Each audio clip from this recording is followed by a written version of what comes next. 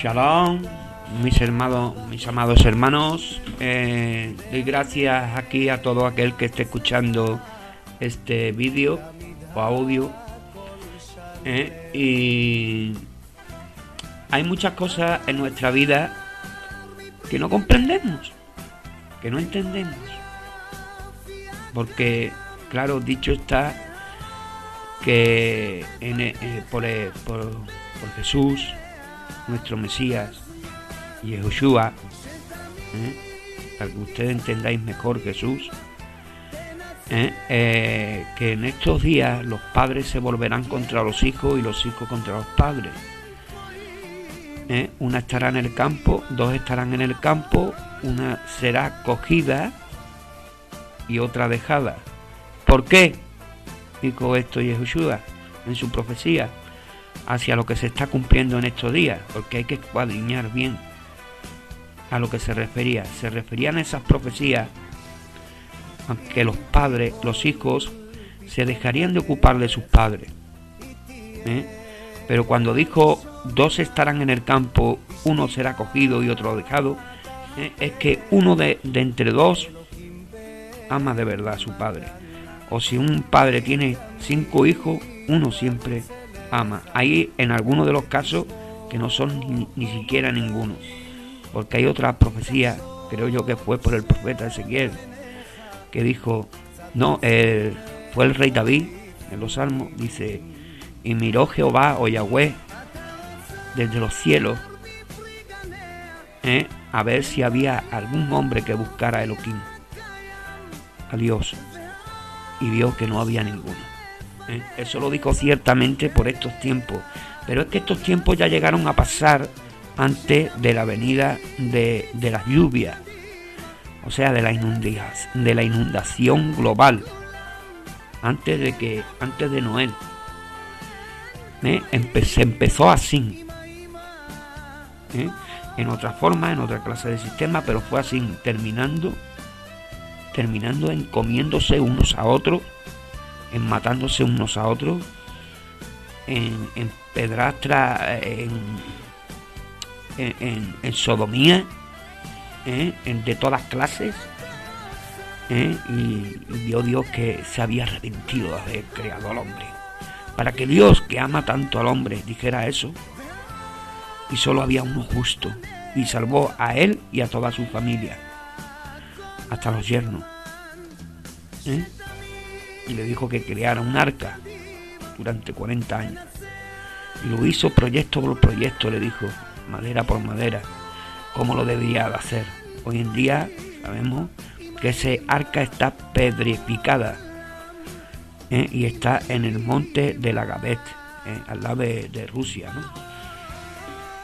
Junto a Rusia, está en lo alto de un monte, el más alto del mundo. Con esto, ¿qué quiere decir? Vamos a dar un tema que está en Galatayahu o Gálatas, en la carta que escribió desde la cárcel, seguramente el rabí Don Saúl, más conocido entre los cristianos como el apóstol Pablo, a la congregación israelita mesiánica, o sea, que creía en el Mesías, Yehoshua, que no tenía tradiciones legalistas, sino que creía en la Beshorat. La Beshorat es el Evangelio, que cambiaron la tradición legalista que hoy en día le decimos Talmud por la Beshorat, por el Evangelio. Le decían los judíos Netzarit o los judíos Meshachim, para el que diga que no era el judaísmo. Todos éramos judíos en aquella época. Todos los que practicábamos la Biblia éramos judíos. Después se le fue metiendo a los gentiles, porque Yehoshua vino por el mundo entero. Porque ahí descubrieron los amantes de la Beshorat que Yehoshua amaba al mundo, a todos los hombres por igual, y escogió a lo que más menosprecian los hombres, a los judíos, a un grupo de judíos, para hacer milagros y maravillas en su nombre y para que se convirtieran a él.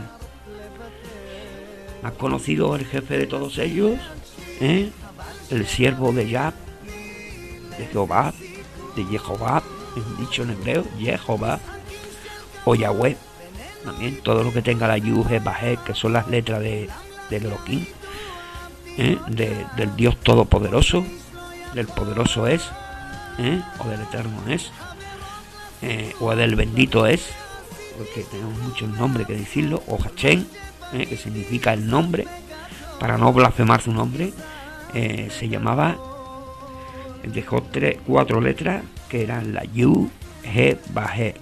El mismo hombre ha estado estudiando y unos pueden asemejarlo a Yahweh y otros a Jehová. Las 4 letras siempre están dentro. Por eso no debemos. Yo he visto por ahí barbaridades de poner Jehová es del diablo, esto, lo otro. Pero ¿cómo el diablo se va a poner las letras Yud, He, Vahet? El diablo se quema con la Yud, He, Vahet, porque la Yud, He, Vahet tiene poder. Esas 4 letras tienen 4 numeraciones que reprende al diablo en el nombre de Yeshua. Le puedes llamar a Yahvé como Jehová, son el mismo. Tiene 72 nombres en el mundo, como le llaman los hombres a Hashem, al Dios Todopoderoso. Bueno, ayer puse un texto en Facebook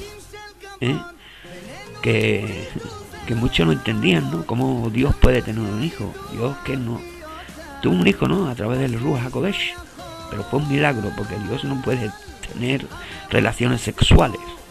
Eso es lo primero, sino que fue por un milagro del Espíritu Santo, del Ruach HaKodesh, que es el Espíritu Santo, por la energía espiritual del mismo Dios Todopoderoso, porque para que muchos lo sepan, Dios es espíritu, no es ninguna estatua ni ningún muñeco, sino espíritu. Él prohibió que se le adoraran a través de esos parámetros satánicos, que eran los muñecos de madera o de escayola, o de lo como les queramos hacer, les quieran hacer los hombres. Él prohibió que se hiciera eso y mucho más en su nombre. Se lleva doble pecado. Él dice que detrás de una imagen hay un demonio, o 1000 demonios, porque le atribuyes tu energía, tu alabanza, se la atribuyes a eso y no al Espíritu Santo, que es el mismo Elohim. Es la energía, el calor de la luz.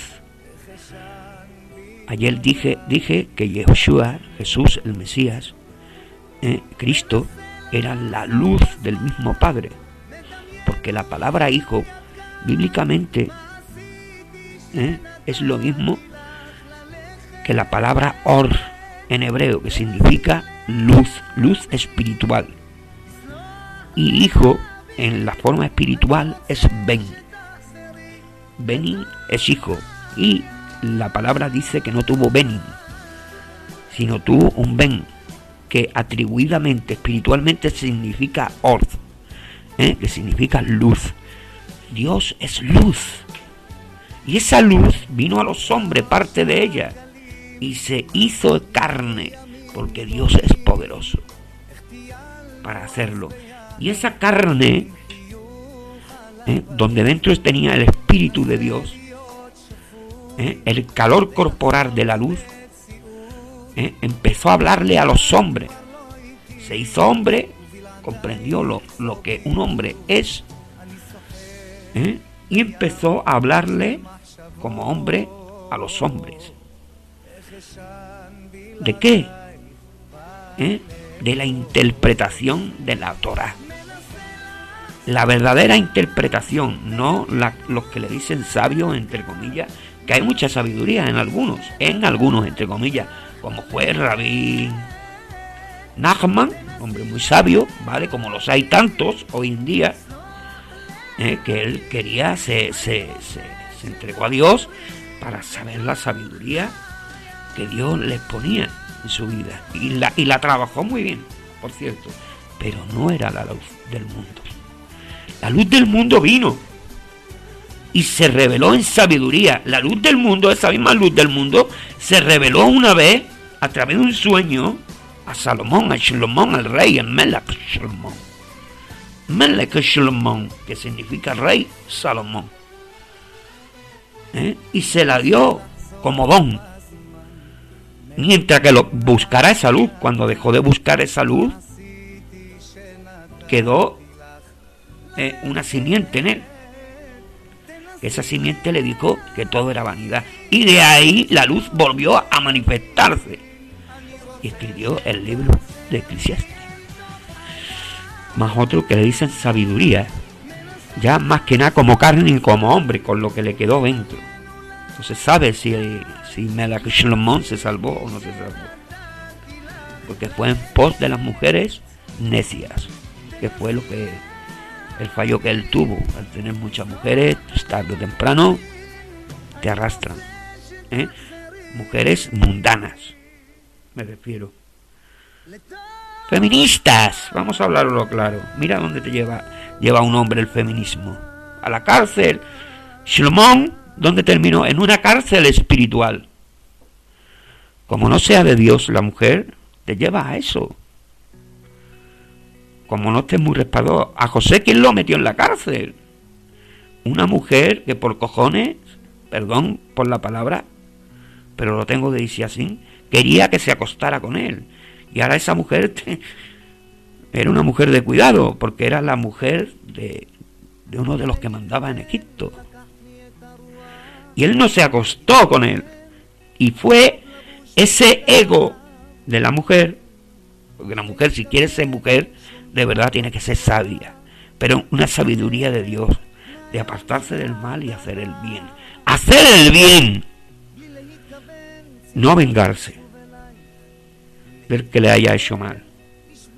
Y nadie tendría por qué vengarse, aunque muchas veces los hombres cometemos ese fallo. Pero el feminismo es la regeneración de la venganza de la mujer, no es más que eso. Está muy lejos de las cosas de Dios. Dios no creó las obras así. Dios las creó perfectas, en orden. Y lo tenéis en la Biblia. Y si se es así, si el hombre estudia la Biblia, tratará a la mujer con amor. Y todo irá en un orden. Y la mujer se llenará de amor. No se llenará de rencor. Porque la mujer depende del hombre. Y entonces cuando la llena de rencor se pelean, porque al final tardan, y se llenan de rencor hasta que no se pidan perdón, pero no pueden volver a juntarse otra vez, porque ya fue mancillado todo. Si no, volverían otra vez, porque eso ya no venía de un principio de Elohim, de Dios. Bueno, con esto vamos al libro de Gálatas, y vamos a ver quién es el heredero del Malchut HaShamayim. Pero es que vamos a leer en la Biblia transliterada del hebreo directamente al español, porque sabemos que la Beshorá del Evangelio se escribió en griego, pero los que lo escribieron eran hebreos. Por lo tanto, la mirada, la cultura pensada con lo que pensaba el autor era hebreo, aunque lo escribiera en español. Pero su forma de ser es hebrea. Es como un latinoamericano. Vamos a poner ese ejemplo. Si viene a España, sabe hablar español, ¿a que sí? Pero la cultura de él, ¿cuál es? La de Latinoamérica, no la de España. Pues así lo hizo, bajo su cultura. Entonces su cultura era la de Dios. La de que un día en el monte de Sión, en el monte del Sinaí, perdón, o en el de Sión, se le dio el templo, y en el monte de Sinaí se le dio las tablas de la ley, lo cual después fue la gracia, y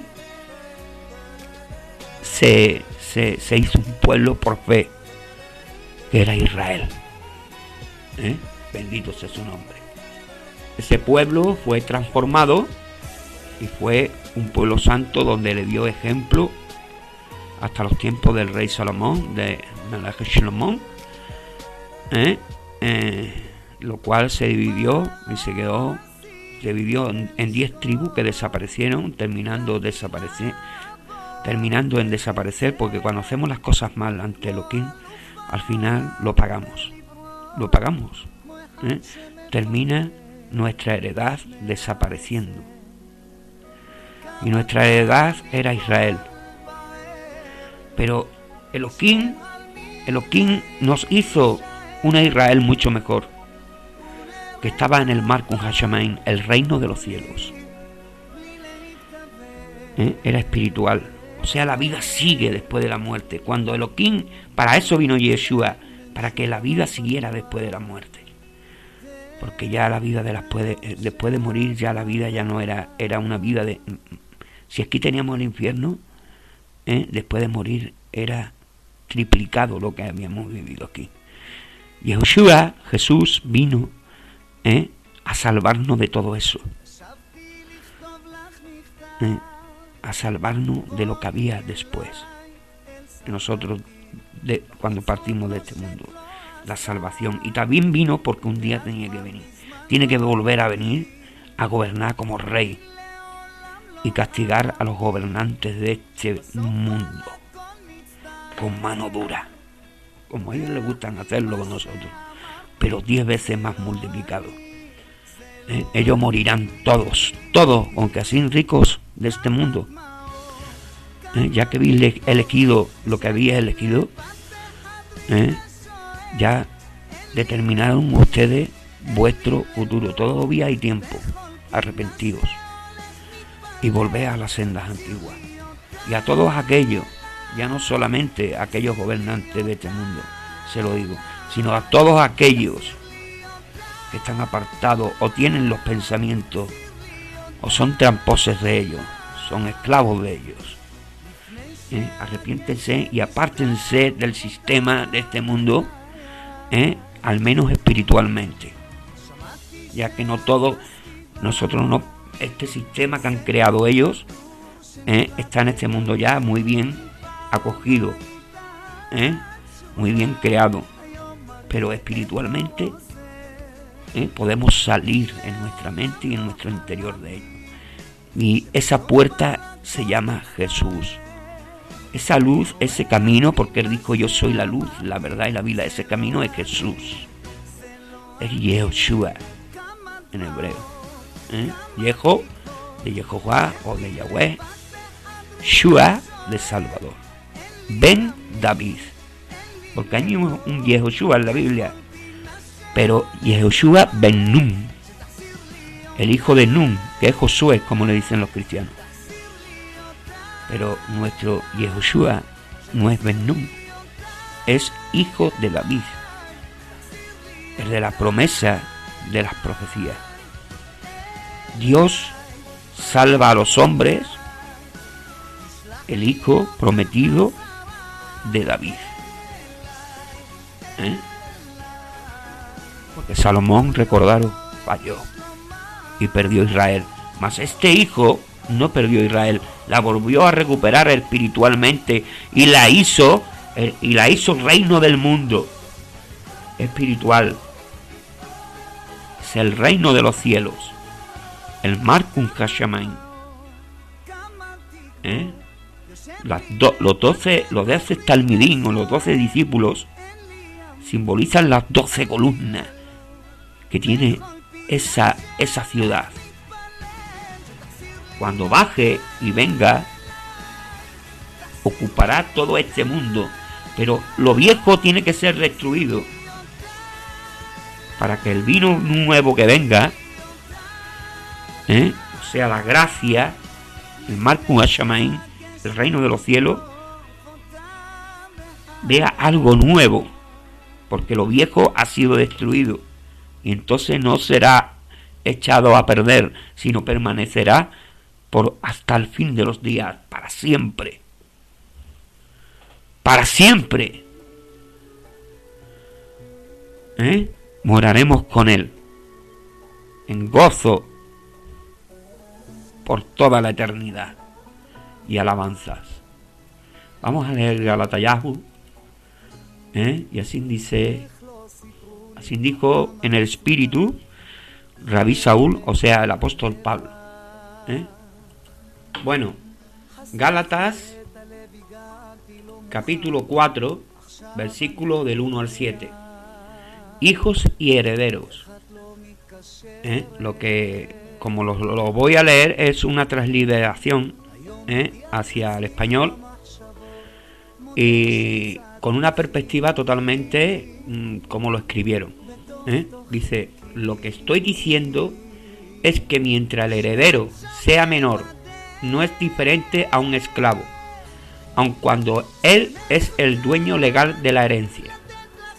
Más bien, él está sujeto a administradores y celadores hasta el tiempo dispuesto previamente por su padre. Así es con nosotros. Cuando niños éramos esclavos de los ruajim, o sea, de los espíritus elementales del universo. Pero cuando la hora designada llegó, Yahweh envió a su hijo a su luz. Él nació de una mujer, nació a una cultura donde la perversión legalista de la Torá era la norma, o sea, bajo la ley y no bajo la gracia de la Torá. La perversión, donde había perversión en utilizar la Torá, que es lo que trae la ley, pero no cuando esa ley se ve bajo la gracia, y esa era una forma de cultura perversa que había entre los mandatarios del reino de Judá en aquella época.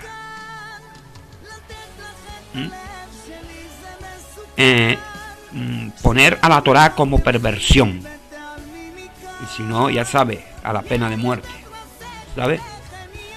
Y no como en realidad el mismo Elohim, el mismo Dios la Dios, y Moisés la explicaba al pueblo, juzgando al pueblo, porque juzgar no es más que administrar al pueblo, hacer lo justo, que la hizo para bendición y no para perversión. En el 4.4 está,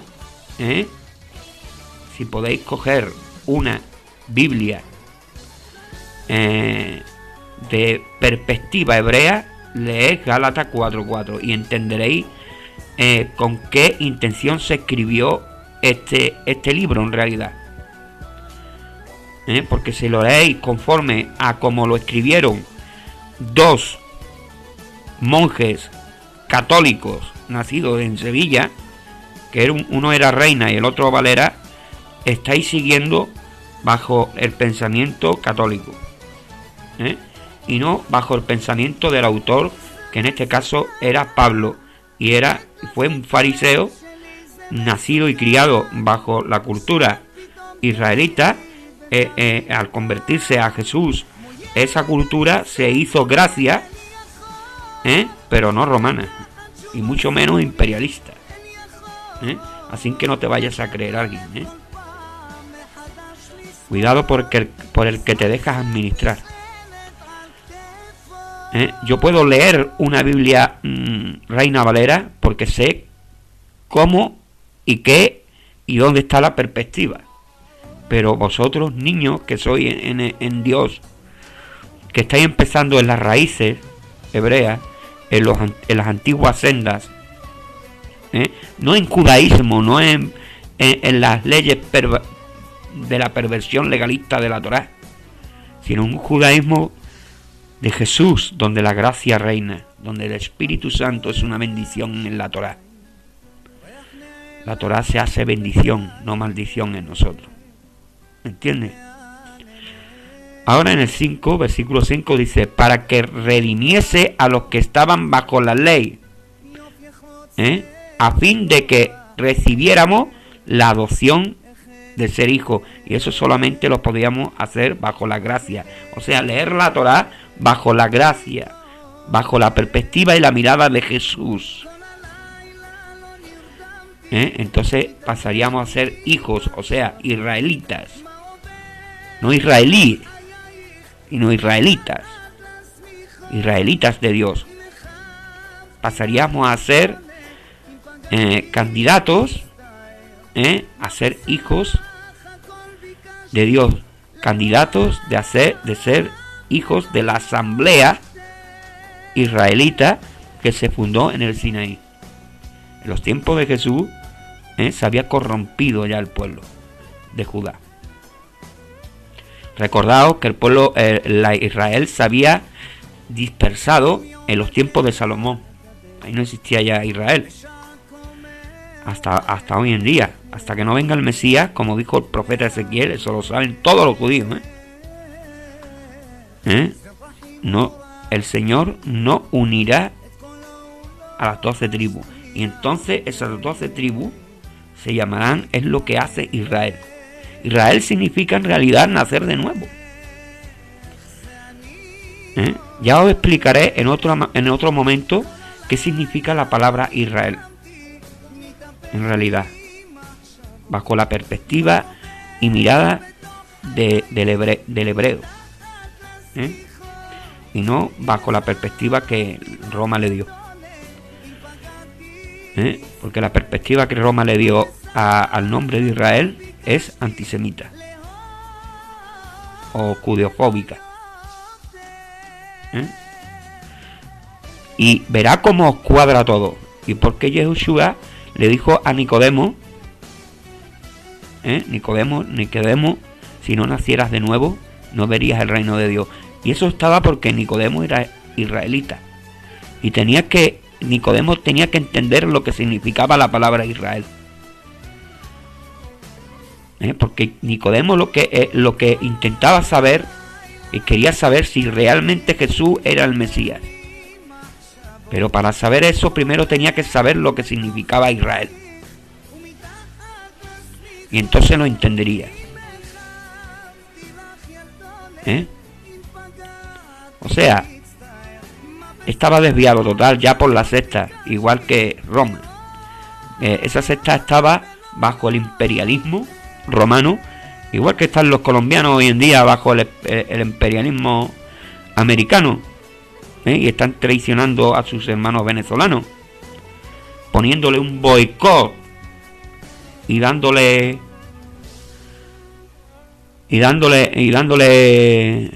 limosnas para que el mundo entero, que nosotros no somos tontos, ya que los españoles ya vivimos eso con los europeos en el año 1975. Pero entonces la política de Kennedy era diferente. A Kennedy se le mataron por muchas razones. Era muy diferente a la política fascista que tiene Estados Unidos hoy en día. Entonces la política de Kennedy era auténtica, era original. Lo que quería era ayudar a los pueblos. Hoy en día lo que quieren es el petróleo. O si voy a tu pueblo es por algo. Así que cuidadito, que Maduro no lleva razón, pero menos razón lleva el otro. En realidad tú sabes lo que es, que están todos en cómplice, porque los dos son masones. No sé lo que quieren para los pobres venezolanos, por el pueblo venezolano, pero no es nada bueno, Tened cuidado y no dejaros llevar por la política. Y el que venga aquí a dársela de listo, nosotros ya llevamos de vuelta 40, vamos, yo creo que el triple, ¿no?, de miles de años. Dice, para que redimiese a los que estaban bajo la ley, porque nosotros venimos de los israelitas. El verdadero español viene de Israel. Venimos de esclavos. Estábamos aquí antes que el Imperio Romano. Muchos se mezclaron con los mismos romanos y otros con árabes. Por eso hay muchos morenos y otros rubios. Igual que los palestinos se mezclaron con los cruzados, que no eran más que ingleses y españoles, de la Cruz de Malta, como lo le dicen hoy, y otros con los beduinos, con los beduinos de Salahadín. ¿Por qué no se cruzó con los cruzados de Malta del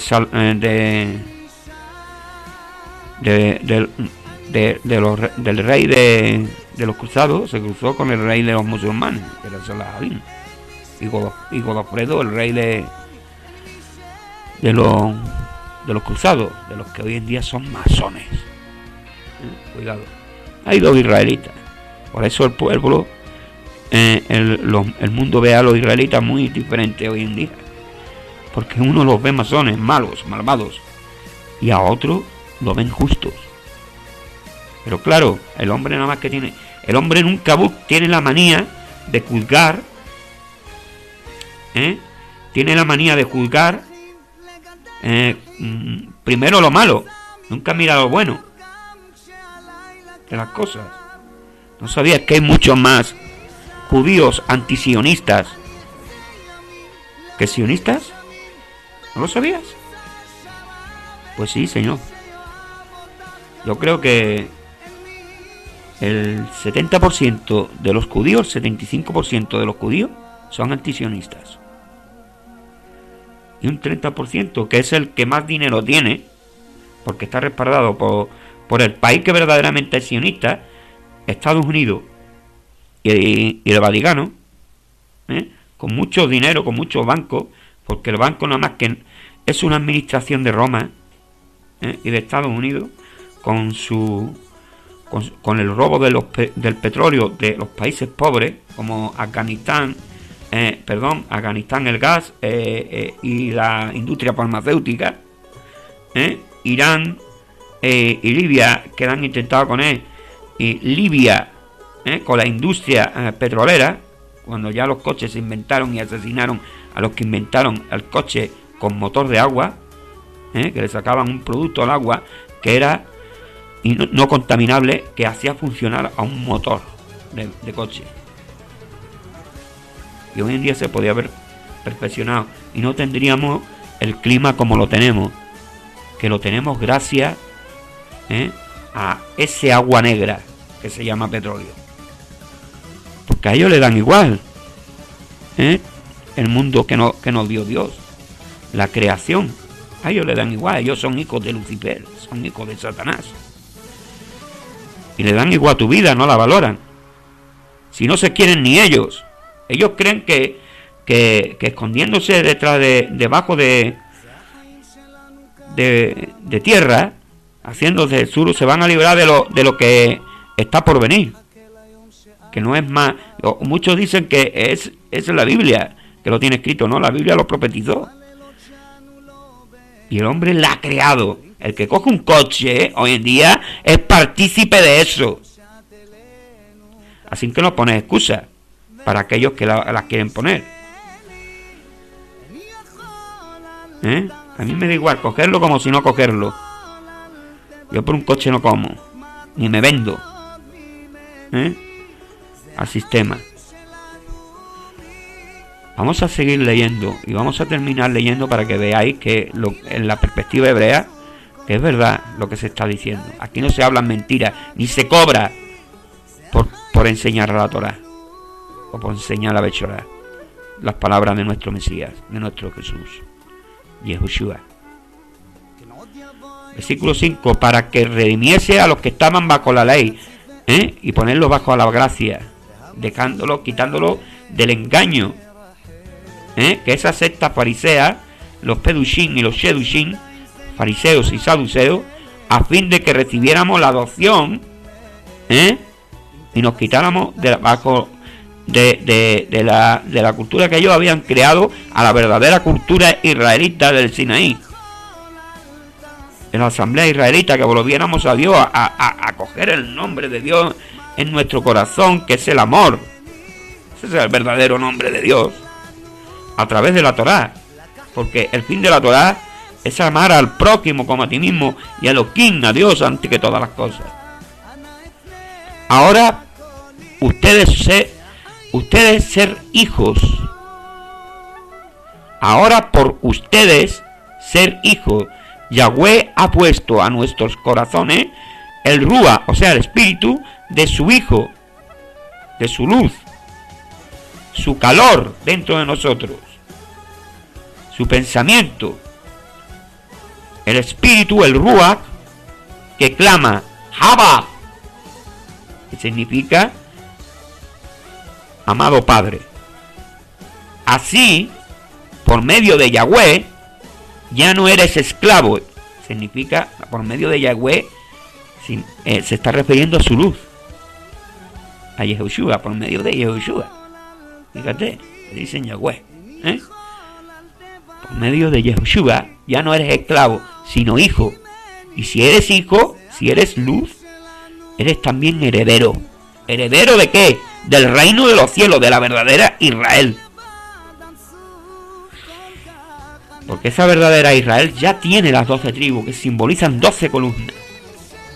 Pero dentro de esas 12 tribus también le es permitido meter a los gentiles, como dijo y vio el Talmid Yohanan, o sea, el discípulo Juan, el apóstol Juan, cuando profetizó el Apocalipsis, dijo que vio una gran multitud de todas las naciones y de todas las razas y lenguas que se convirtieron a la Torá, cantando y alabando, se convirtieron a Jesús. Aunque ellos no sepan de la Torá, pero al convertirse a Jesús ya llevan la Torá dentro, sin ellos saberlo. No la han estudiado, pero han estudiado la palabra de Jesús, de Yehoshua.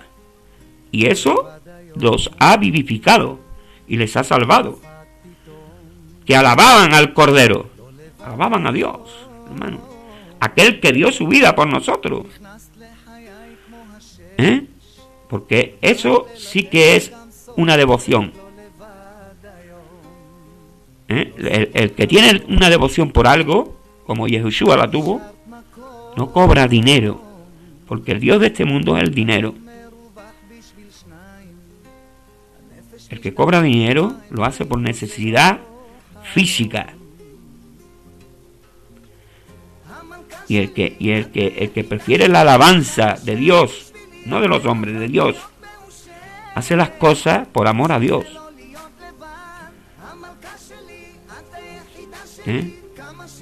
Eso es esa palabra, en realidad. La devoción hacia amar al prójimo. Como muchos confunden en este mundo. Y dicen que les encanta su trabajo encima. Qué embustero. Ya no eres esclavo, sino hijo. Y si eres hijo, eres también heredero. Así que arte heredero. Por mucho, tú eres tan fallador como yo. Los hombres somos así.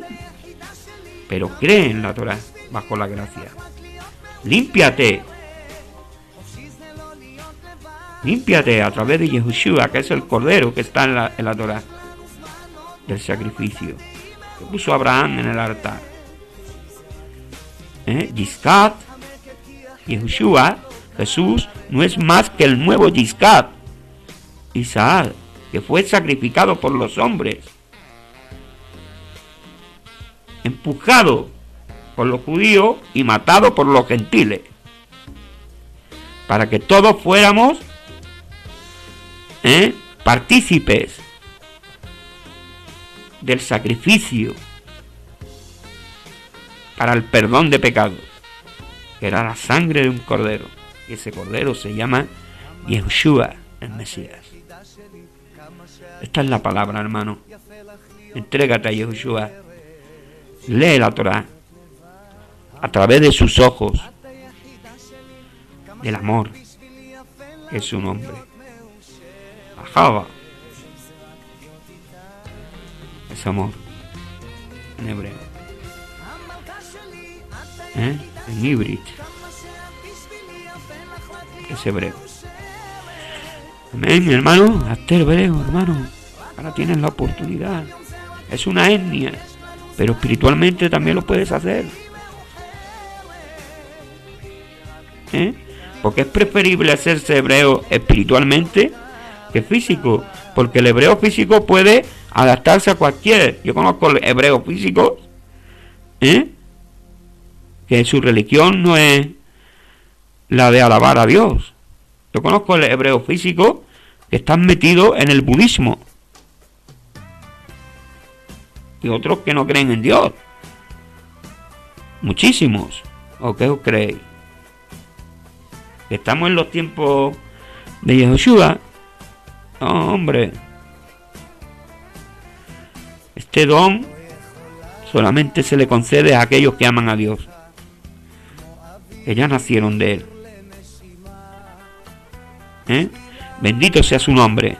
Baruch Hashem significa.